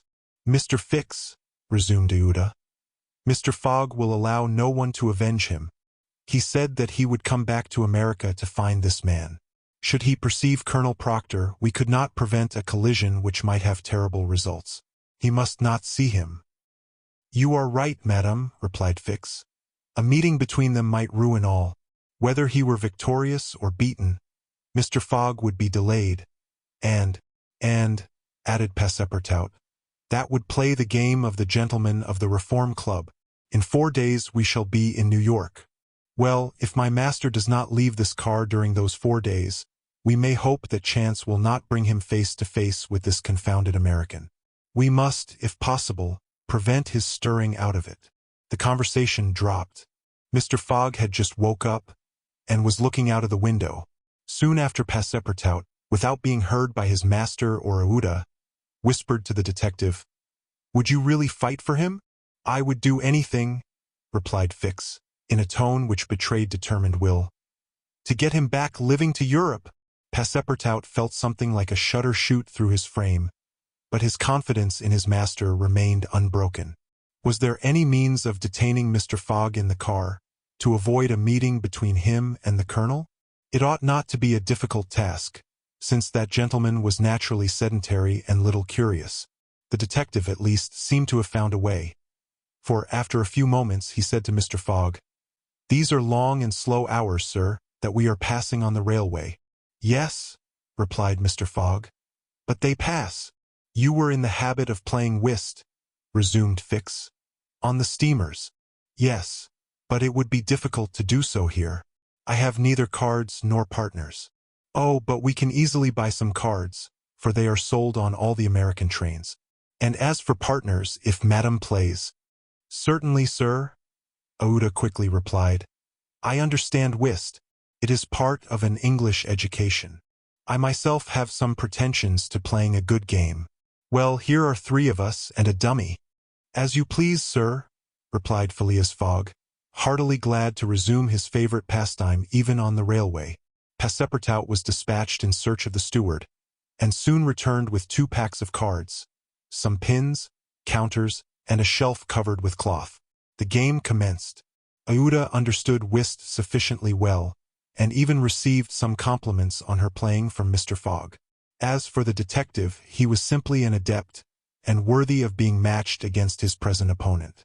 Now, thought Passepartout, we've got him. He won't budge. At 11 in the morning the train had reached the dividing ridge of the waters at Bridger Pass, 7,524 feet above the level of the sea, one of the highest points attained by the track in crossing the Rocky Mountains.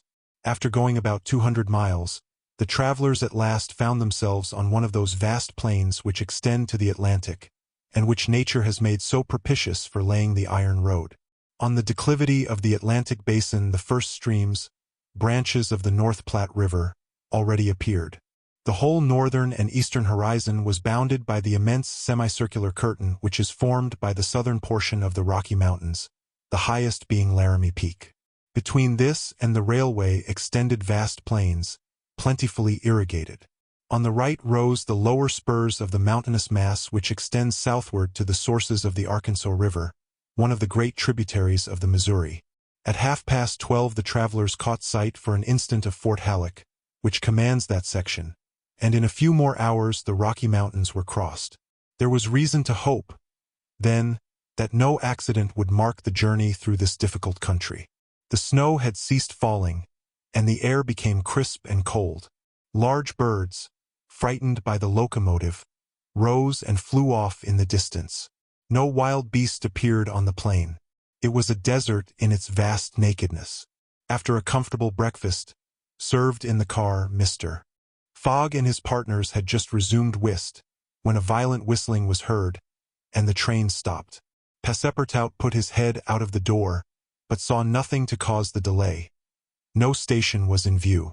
Aouda and Fix feared that Mr. Fogg might take it into his head to get out, but that gentleman contented himself with saying to his servant, "See what is the matter." Passepartout rushed out of the car. 30 or 40 passengers had already descended, amongst them Colonel Stamp Proctor. The train had stopped before a red signal which blocked the way. The engineer and conductor were talking excitedly with a signalman, whom the station master at Medicine Bow, the next stopping place, had sent on before. The passengers drew around and took part in the discussion, in which Colonel Proctor, with his insolent manner, was conspicuous. Passepartout, joining the group, heard the signalman say, "No, you can't pass. The bridge at Medicine Bow is shaky, and would not bear the weight of the train." This was a suspension bridge thrown over some rapids, about a mile from the place where they now were. According to the signalman, it was in a ruinous condition, several of the iron wires being broken, and it was impossible to risk the passage.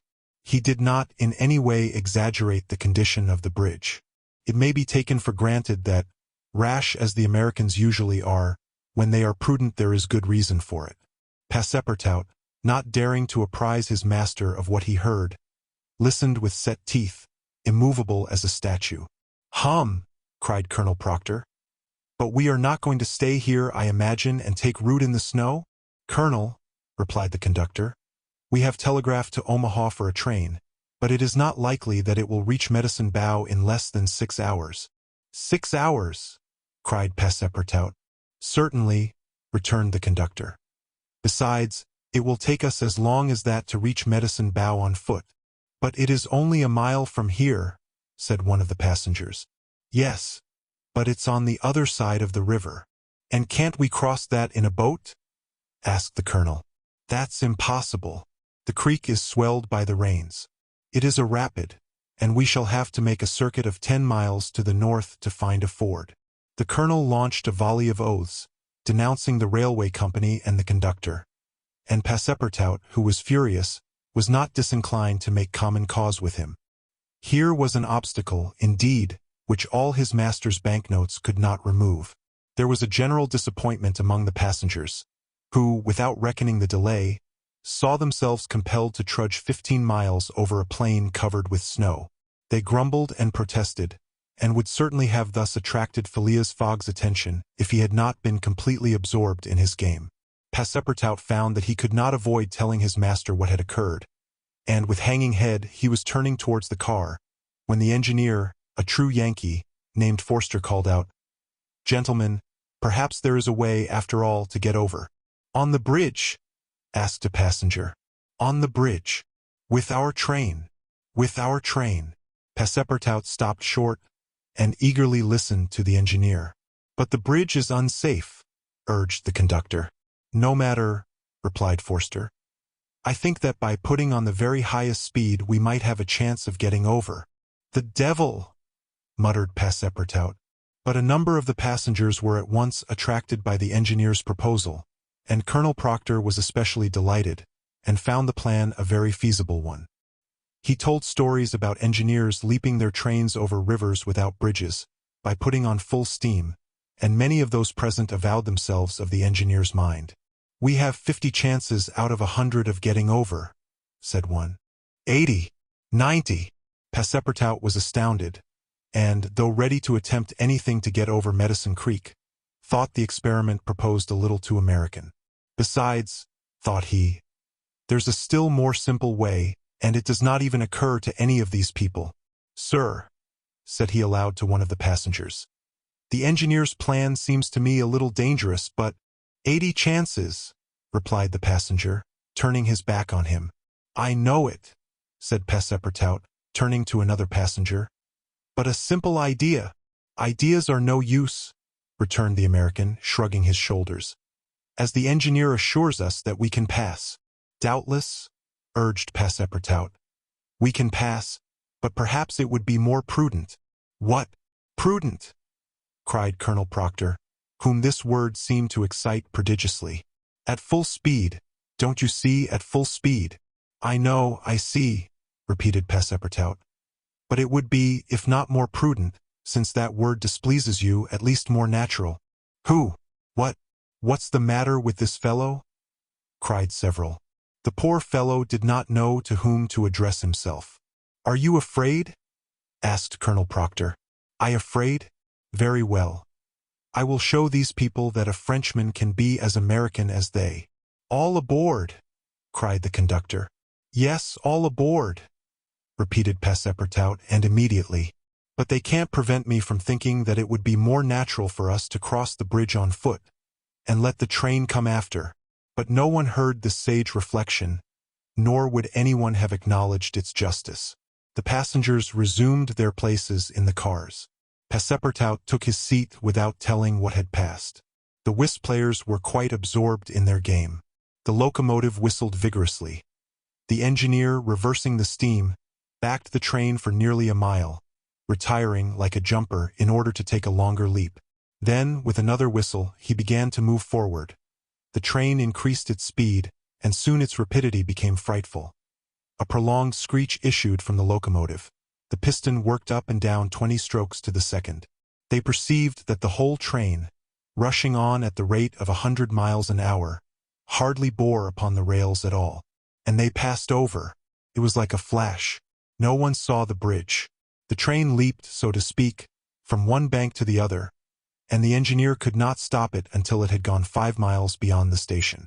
But scarcely had the train passed the river, when the bridge, completely ruined, fell with a crash into the rapids of Medicine Bow. Chapter 29, in which certain incidents are narrated which are only to be met with on American railroads. The train pursued its course that evening without interruption, passing Fort Saunders, crossing Cheyenne Pass, and reaching Evans Pass. The road here attained the highest elevation of the journey, 8,092 feet above the level of the sea. The travelers had now only to descend to the Atlantic by limitless plains, leveled by nature. A branch of the Grand Trunk led off southward to Denver, the capital of Colorado. The country round about is rich in gold and silver, and more than 50,000 inhabitants are already settled there. 1,382 miles had been passed over from San Francisco in 3 days and 3 nights. 4 days and nights more would probably bring them to New York. Phileas Fogg was not as yet behindhand. During the night Camp Walbach was passed on the left. Lodgepole Creek ran parallel with the road, marking the boundary between the territories of Wyoming and Colorado. They entered Nebraska at 11, passed near Sedgwick, and touched at Julesburg, on the southern branch of the Platte River. It was here that the Union Pacific Railroad was inaugurated on the 23rd of October, 1867, by the chief engineer, General Dodge. 2 powerful locomotives, carrying 9 cars of invited guests, amongst whom was Thomas C. Durant, vice president of the road, stopped at this point. Cheers were given. The Sioux and Pawnees performed an imitation Indian battle. Fireworks were let off, and the first number of the Railway Pioneer was printed by a press brought on the train. Thus was celebrated the inauguration of this great railroad, a mighty instrument of progress and civilization, thrown across the desert, and destined to link together cities and towns which do not yet exist. The whistle of the locomotive, more powerful than Amphion's lyre, was about to bid them rise from American soil. Fort McPherson was left behind at 8 in the morning, and 357 miles had yet to be traversed before reaching Omaha. The road followed the capricious windings of the southern branch of the Platte River, on its left bank. At 9 the train stopped at the important town of North Platte, built between the 2 arms of the river, which rejoin each other around it and form a single artery, a large tributary, whose waters empty into the Missouri a little above Omaha. The 101st meridian was passed. Mr. Fogg and his partners had resumed their game. No one, not even the dummy, complained of the length of the trip. Fix had begun by winning several guineas, which he seemed likely to lose, but he showed himself a not less eager whist player than Mr. Fogg. During the morning, chance distinctly favored that gentleman. Trumps and honors were showered upon his hands. Once, having resolved on a bold stroke, he was on the point of playing a spade, when a voice behind him said, "I should play a diamond." Mr. Fogg, Aouda, and Fix raised their heads, and beheld Colonel Proctor. Stamp Proctor and Phileas Fogg recognized each other at once. "Ah, it's you? Is it, Englishman?" cried the colonel. "It's you who are going to play a spade." "And who plays it?" replied Phileas Fogg coolly, throwing down the 10 of spades. "Well, it pleases me to have it diamonds," replied Colonel Proctor in an insolent tone. He made a movement as if to seize the card which had just been played, adding, "You don't understand anything about whist." "Perhaps I do as well as another," said Phileas Fogg, rising. "You have only to try, son of John Bull," replied the colonel. Aouda turned pale and her blood ran cold. She seized Mr. Fogg's arm and gently pulled him back. Passepartout was ready to pounce upon the American, who was staring insolently at his opponent. But Fix got up and, going to Colonel Proctor, said, "You forget that it is I with whom you have to deal, sir. For it was I whom you not only insulted, but struck." "Mr. Fix," said Mr. Fogg, "pardon me, but this affair is mine, and mine only. The colonel has again insulted me, by insisting that I should not play a spade, and he shall give me satisfaction for it." "When and where you will," replied the American, "and with whatever weapon you choose." Aouda in vain attempted to retain Mr. Fogg, as vainly did the detective endeavor to make the quarrel his. Passepartout wished to throw the colonel out of the window, but a sign from his master checked him. Phileas Fogg left the car, and the American followed him upon the platform. "Sir," said Mr. Fogg to his adversary, "I am in a great hurry to get back to Europe, and any delay whatever will be greatly to my disadvantage." "Well, what's that to me?" replied Colonel Proctor. "Sir," said Mr. Fogg very politely, "after our meeting at San Francisco, I determined to return to America and find you as soon as I had completed the business which called me to England." "Really? Will you appoint a meeting for 6 months hence?" Why not 10 years hence? I say 6 months, returned Phileas Fogg, and I shall be at the place of meeting promptly. All this is an evasion, cried Stamp Proctor. Now or never. Very good. You are going to New York? No. To Chicago?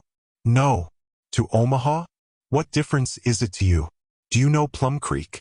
No, replied Mr. Fogg. It's the next station. The train will be there in an hour, and will stop there 10 minutes. In 10 minutes, several revolver shots could be exchanged. Very well, said Mr. Fogg. I will stop at Plum Creek.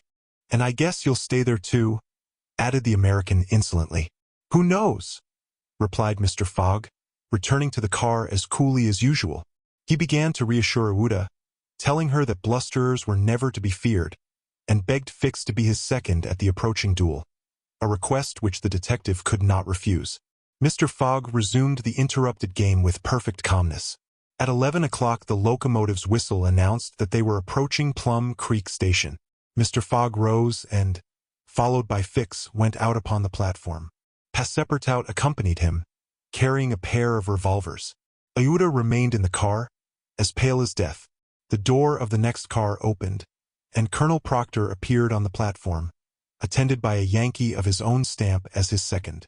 But just as the combatants were about to step from the train, the conductor hurried up and shouted, "You can't get off, gentlemen." "Why not?" asked the colonel. "We are 20 minutes late, and we shall not stop. But I am going to fight a duel with this gentleman." "I am sorry," said the conductor, "but we shall be off at once. There's the bell ringing now." The train started. "I'm really very sorry, gentlemen," said the conductor. "Under any other circumstances I should have been happy to oblige you. But, after all, as you have not had time to fight here, why not fight as we go along? That wouldn't be convenient, perhaps, for this gentleman," said the colonel, in a jeering tone. "It would be perfectly so," replied Phileas Fogg.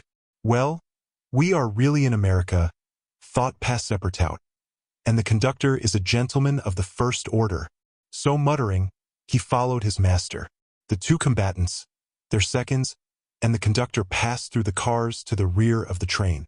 The last car was only occupied by a dozen passengers, whom the conductor politely asked if they would not be so kind as to leave it vacant for a few moments, as two gentlemen had an affair of honor to settle. The passengers granted the request with alacrity, and straightway disappeared on the platform. The car, which was some 50 feet long, was very convenient for their purpose. The adversaries might march on each other in the aisle and fire at their ease. Never was duel more easily arranged. Mr. Fogg and Colonel Proctor, each provided with 2 six-barreled revolvers, entered the car. The seconds, remaining outside, shut them in. They were to begin firing at the first whistle of the locomotive. After an interval of 2 minutes, what remained of the two gentlemen would be taken from the car. Nothing could be more simple. Indeed, it was all so simple that Fix and Passepartout felt their hearts beating as if they would crack. They were listening for the whistle agreed upon, when suddenly savage cries resounded in the air, accompanied by reports which certainly did not issue from the car where the duelists were. The reports continued in front and the whole length of the train. Cries of terror proceeded from the interior of the cars. Colonel Proctor and Mr. Fogg, revolvers in hand, hastily quitted their prison, and rushed forward where the noise was most clamorous. They then perceived that the train was attacked by a band of Sioux. This was not the first attempt of these daring Indians, for more than once they had waylaid trains on the road. 100 of them had, according to their habit, jumped upon the steps without stopping the train, with the ease of a clown mounting a horse at full gallop. The Sioux were armed with guns, from which came the reports, to which the passengers, who were almost all armed, responded by revolver shots. The Indians had first mounted the engine, and half-stunned the engineer and stoker with blows from their muskets. A Sioux chief, wishing to stop the train, but not knowing how to work the regulator, had opened wide instead of closing the steam valve, and the locomotive was plunging forward with terrific velocity.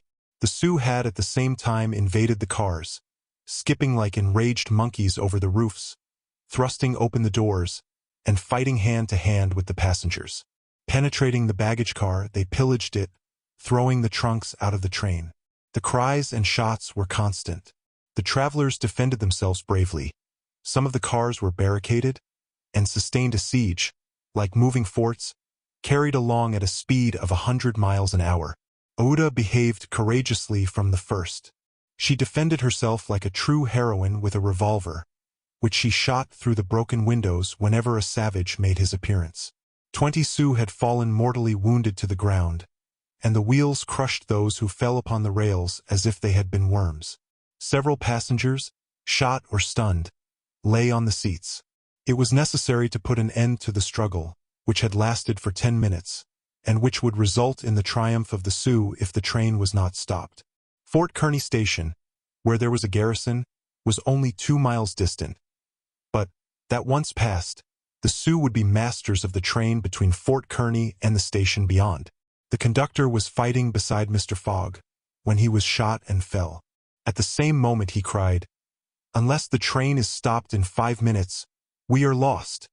"It shall be stopped," said Phileas Fogg, preparing to rush from the car. "Stay, monsieur," cried Passepartout. "I will go." Mr. Fogg had not time to stop the brave fellow, who, opening a door unperceived by the Indians, succeeded in slipping under the car. And while the struggle continued and the balls whizzed across each other over his head, he made use of his old acrobatic experience, and with amazing agility worked his way under the cars, holding on to the chains, aiding himself by the brakes and edges of the sashes, creeping from one car to another with marvelous skill, and thus gaining the forward end of the train.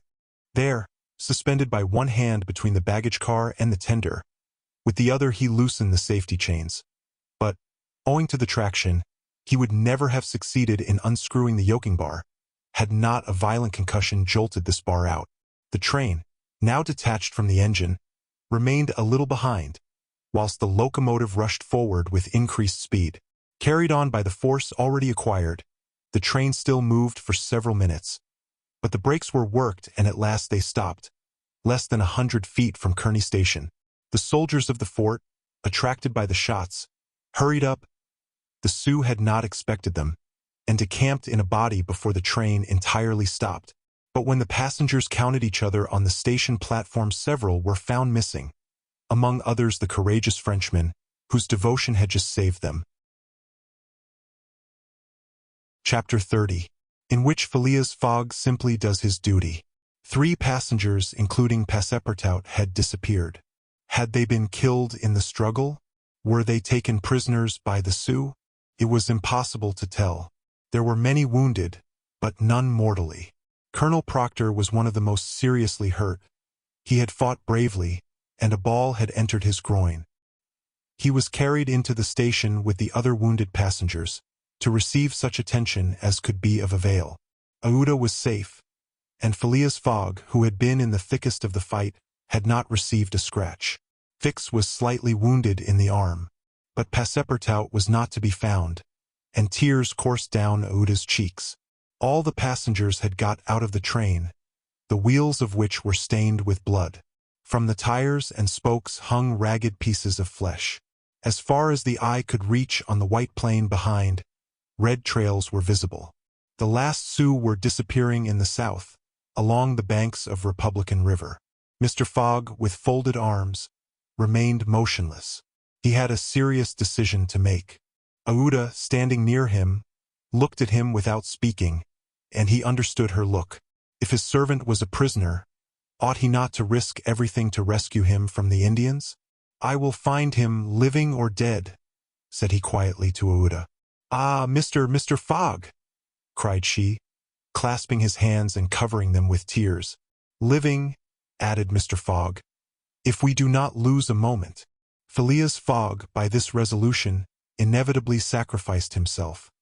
He pronounced his own doom. The delay of a single day would make him lose the steamer at New York, and his bet would be certainly lost. But as he thought, "It is my duty," he did not hesitate. The commanding officer of Fort Kearny was there. 100 of his soldiers had placed themselves in a position to defend the station, should the Sioux attack it. "Sir," said Mr. Fogg to the captain, "3 passengers have disappeared." "Dead?" asked the captain. Dead or prisoners? That is the uncertainty which must be solved. Do you propose to pursue the Sioux? That's a serious thing to do, sir, returned the captain. These Indians may retreat beyond the Arkansas, and I cannot leave the fort unprotected. The lives of 3 men are in question, sir, said Phileas Fogg. Doubtless. But can I risk the lives of 50 men to save 3? I don't know whether you can, sir, but you ought to do so. Nobody here, returned the other, has a right to teach me my duty. Very well, said Mr. Fogg coldly. I will go alone. You, sir, cried Fix, coming up. You go alone in pursuit of the Indians? Would you have me leave this poor fellow to perish, him to whom everyone present owes his life? I shall go. No, sir, you shall not go alone, cried the captain, touched in spite of himself. No, you are a brave man. 30 volunteers, he added, turning to the soldiers. The whole company started forward at once. The captain had only to pick his men. 30 were chosen, and an old sergeant placed at their head. Thanks, Captain, said Mr. Fogg. Will you let me go with you? Asked Fix. Do as you please, sir. But if you wish to do me a favor, you will remain with Aouda. In case anything should happen to me. A sudden pallor overspread the detective's face. Separate himself from the man whom he had so persistently followed step by step. Leave him to wander about in this desert. Fix gazed attentively at Mr. Fogg, and, despite his suspicions and of the struggle which was going on within him, he lowered his eyes before that calm and frank look. I will stay, said he. A few moments after, Mr. Fogg pressed the young woman's hand, and having confided to her his precious carpet-bag, went off with the sergeant and his little squad. But before going, he had said to the soldiers, My friends, I will divide $5,000 among you, if we save the prisoners. It was then a little past noon. Aouda retired to a waiting room, and there she waited alone, thinking of the simple and noble generosity, the tranquil courage of Phileas Fogg. He had sacrificed his fortune, and was now risking his life, all without hesitation, from duty in silence. Fix did not have the same thoughts, and could scarcely conceal his agitation. He walked feverishly up and down the platform, but soon resumed his outward composure. He now saw the folly of which he had been guilty in letting Fogg go alone. What? This man, whom he had just followed around the world, was permitted now to separate himself from him. He began to accuse and abuse himself, and, as if he were director of police, administered to himself a sound lecture for his greenness. I have been an idiot, he thought, and this man will see it. He has gone, and won't come back. But how is it that I, Fix, who have in my pocket a warrant for his arrest, have been so fascinated by him? Decidedly, I am nothing but an ass. So reasoned the detective, while the hours crept by all too slowly. He did not know what to do. Sometimes he was tempted to tell Aouda all, but he could not doubt how the young woman would receive his confidences. What course should he take? He thought of pursuing Fogg across the vast white plains. It did not seem impossible that he might overtake him. Footsteps were easily printed on the snow, but soon, under a new sheet, every imprint would be effaced. Fix became discouraged. He felt a sort of insurmountable longing to abandon the game altogether. He could now leave Fort Kearny Station and pursue his journey homeward in peace. Towards 2 o'clock in the afternoon, while it was snowing hard, long whistles were heard approaching from the east. A great shadow, preceded by a wild light, slowly advanced, appearing still larger through the mist, which gave it a fantastic aspect. No train was expected from the east, neither had there been time for the succor asked for by telegraph to arrive. The train from Omaha to San Francisco was not due till the next day. The mystery was soon explained. The locomotive, which was slowly approaching with deafening whistles, was that which, having been detached from the train, had continued its route with such terrific rapidity, carrying off the unconscious engineer and stoker.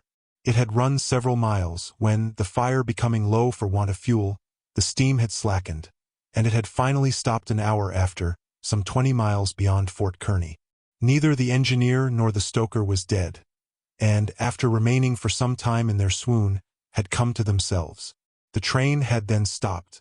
The engineer, when he found himself in the desert, and the locomotive without cars, understood what had happened.